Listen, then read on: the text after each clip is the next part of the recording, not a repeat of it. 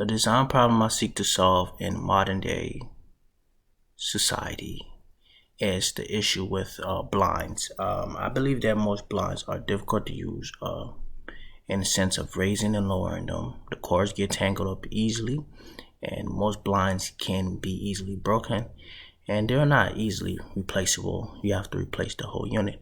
My solution to this problem is to create a remote control blind that uses tin technology.